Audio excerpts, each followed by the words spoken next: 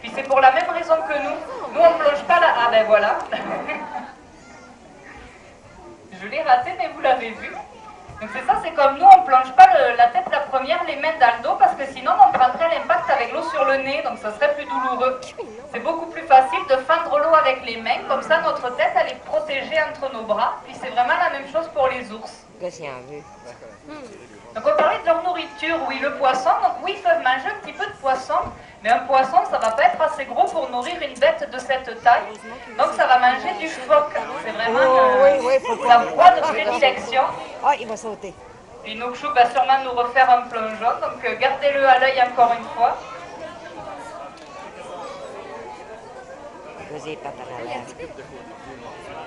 Oui.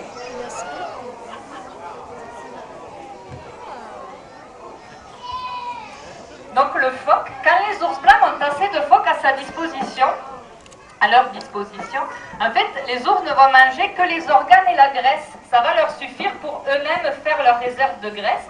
Ils vont laisser les muscles, la viande. Donc ça, c'est très utile pour d'autres petits carnivores qui vivent avec eux en Arctique, au pôle Nord, comme le renard arctique.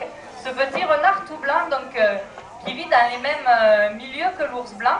On dit souvent qu'un renard arctique va adopter un ours, donc pendant plusieurs mois, puis parfois pendant plusieurs années, un renard va toujours suivre le même ours et manger les restes, la viande que l'ours n'aura pas mangée sur la carcasse.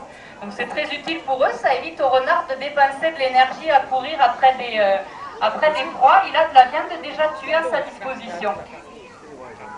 On va aller le chercher en haut, puis il va sauter après. Puis est-ce que vous pourriez deviner quel est le sens le plus développé chez l'ours, celui qui va justement lui servir à chasser, à repérer ses proies?